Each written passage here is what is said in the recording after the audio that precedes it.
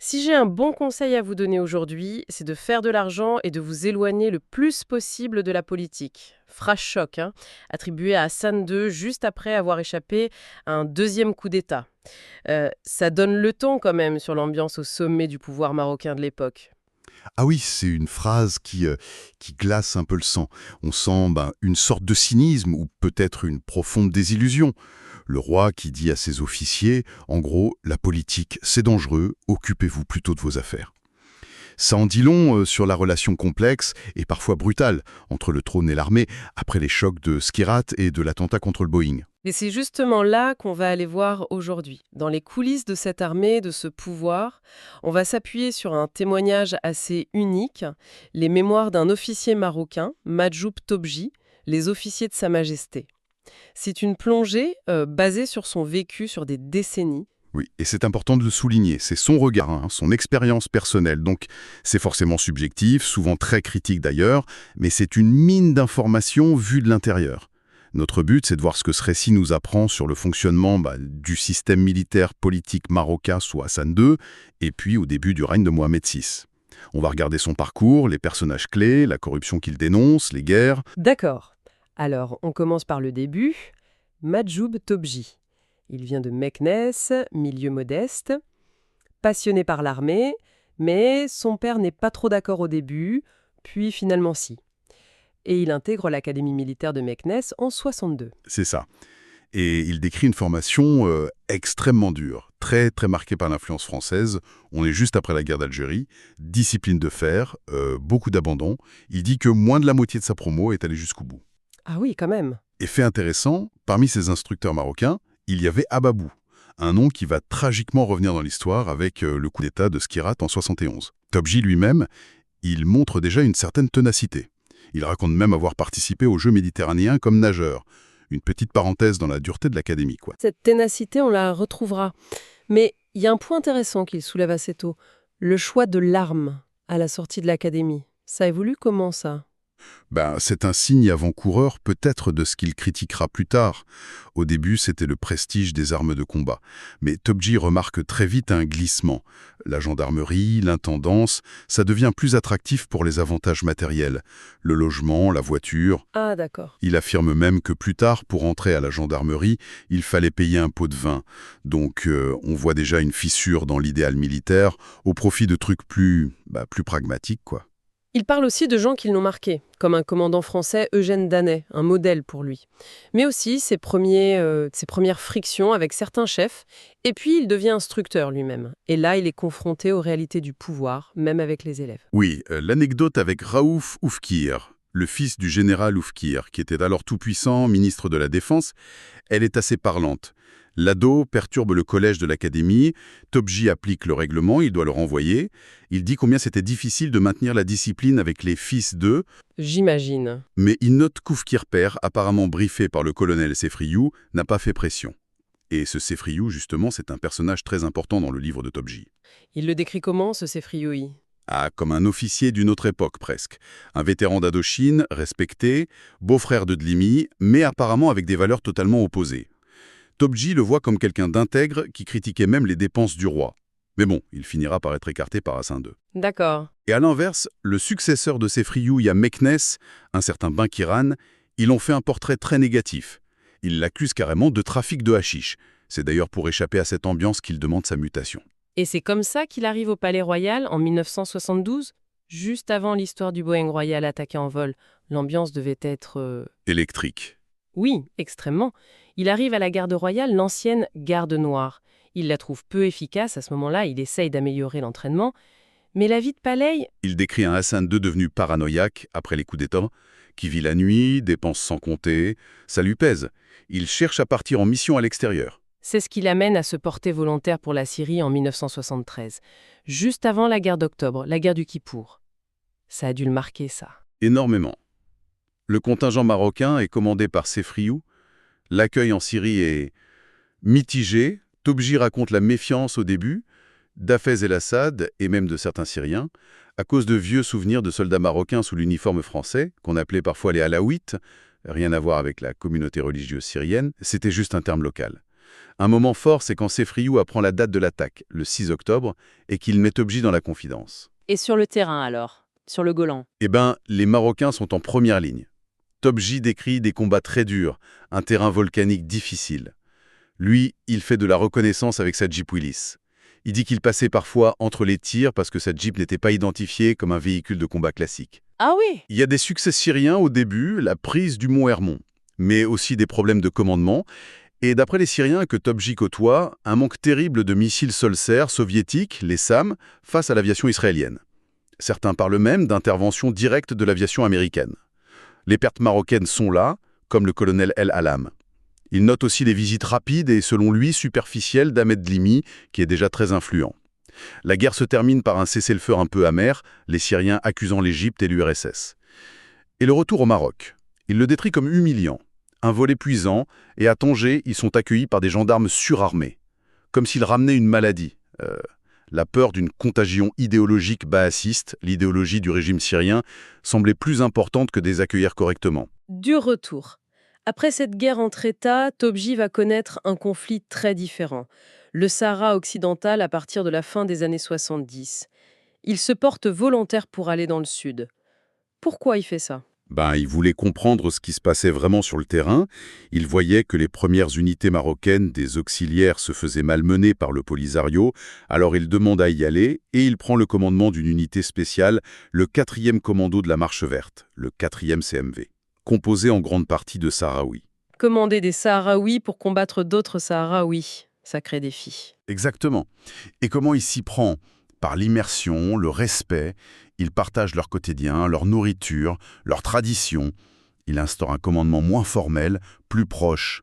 Il reconnaît d'ailleurs l'efficacité des tactiques du Polisario, la guérilla, le harcèlement, et surtout cet impact psychologique fort. Il ne laissait jamais de morts ou de blessés derrière eux. Ça minait le moral marocain. Oui. Mais c'est surtout sa critique du commandement marocain qui est au vitriol. C'est là qu'il dénonce cette corruption qui semble généralisée. Carrément. Il décrit un système pourri, vente du carburant des unités, détournement de la nourriture, des officiers qui s'enrichissent sur le dos des soldats, l'incompétence, le mépris pour les hommes. Il donne des exemples concrets, révoltants. Le manque de pneus de rechange pour les jeeps. Dans un désert plein de cailloux, le reg, où tu crèves tous les jours. C'est fou ça. Il finit par acheter lui-même du matériel pour son unité. La logistique qui suit pas, les permissions distribuées n'importe comment, le manque de soins pour les blessés, les morts, les évacuations sanitaires très difficiles, la lenteur administrative qui laisse les familles détuées sans rien. Il raconte même avoir dû se battre, physiquement presque, pour faire évacuer un blessé grave par hélico.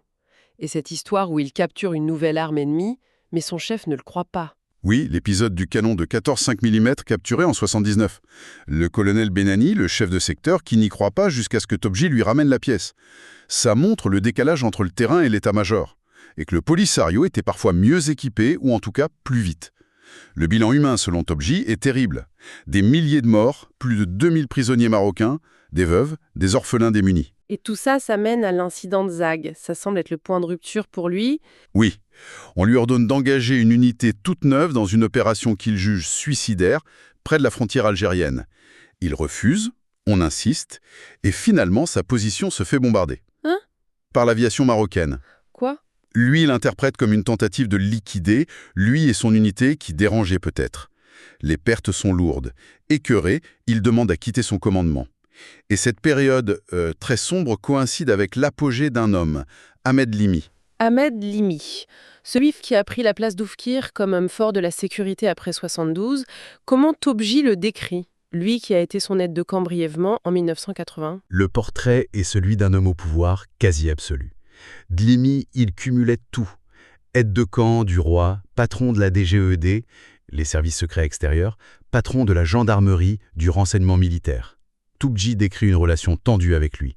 Il raconte que Dlimi a essayé de le mettre dans sa poche avec de l'argent et que lui a refusé. Et au-delà de leur relation personnelle, quelle image Dlimi laisse dans ce récit? Celle d'un personnage machiavélique avec une mémoire incroyable, mais obsédé par l'argent, le pouvoir. Un train de vie luxueux, des fêtes décadentes où il humiliait apparemment des officiers, consommation de drogue. Ses méthodes de contrôle allaient de la manipulation à l'intimidation pure. Tobji parle d'une corruption massive.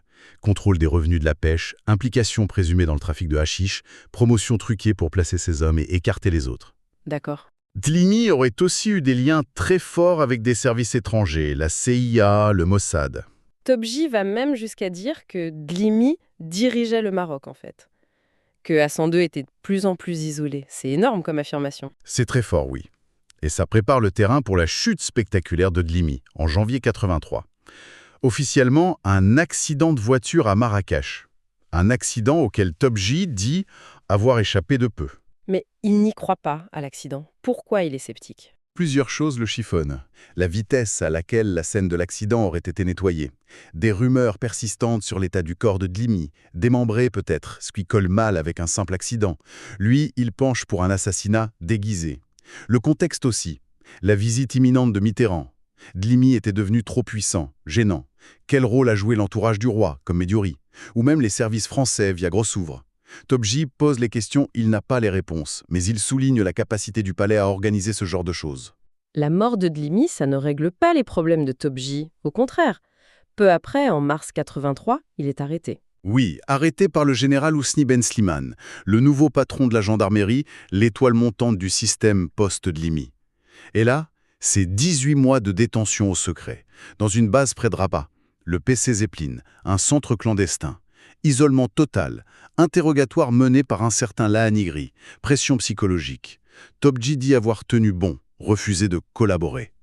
Et il prépare son évasion. Comment il réussit ça? C'est incroyable! Apparemment avec une préparation très minutieuse. Observer les gardes, creuser patiemment un mur en briques, faire semblant de jeûner pour ne pas attirer l'attention le jour J. Et il s'évade la nuit de l'Aïd al-Adha, en septembre 84. Il traverse l'aéroport de Rabat à pied, prend un taxi, un train, et passe la frontière espagnole à Ceuta.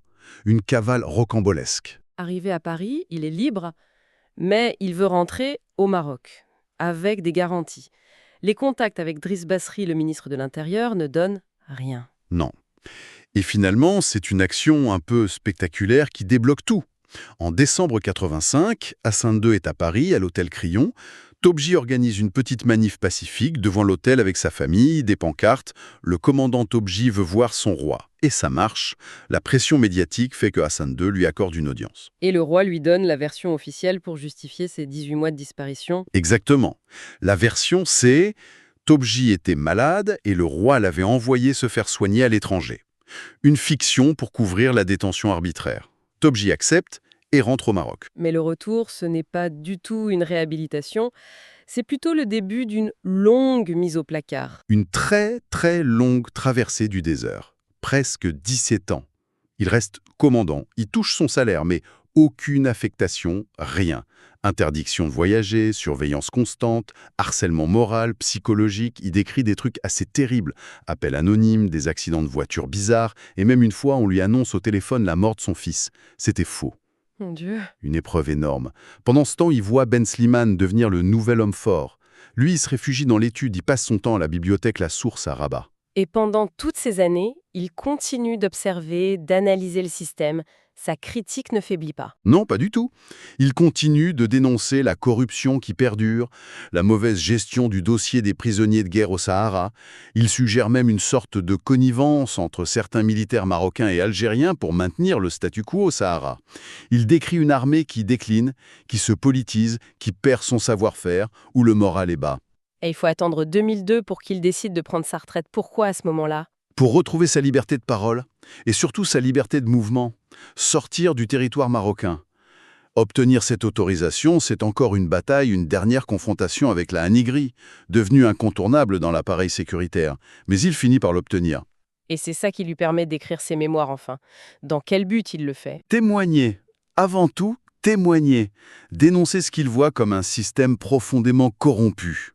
Il appelle à des réformes, il utilise l'image de nettoyer les écuries d'Augias. Il place un espoir prudent dans le nouveau roi, Mohamed VI, mais il se demande s'il aura vraiment les moyens de démanteler ces vieilles structures de pouvoir. En résumé, ce récit de Majoub Tobji, c'est vraiment le parcours d'un officier qui a traversé toute l'histoire récente et tourmentée du Maroc. C'est une fenêtre rare sur les rouages de l'armée, du pouvoir.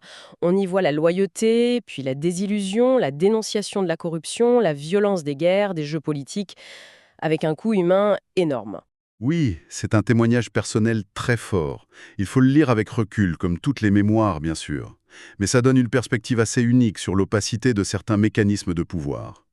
Ça pose des questions fondamentales sur l'intégrité, l'abus de pouvoir et la difficulté du changement dans les grandes institutions d'un État. Top G termine avec cet espoir prudent, mais aussi beaucoup de scepticisme. Et ça nous laisse avec une question finalement. Quand on voit la description qu'il fait de cette structure de pouvoir, avec des figures comme Ben Slimane, qui était encore très influente au moment où Top G écrivait, qui semblent avoir prospéré grâce à ce système et qui ont peut-être les moyens de bloquer les changements, quelle est la marge de manœuvre réelle pour une réforme en profondeur? Surtout si les gardiens du système sont aussi ceux qui en profitent le plus.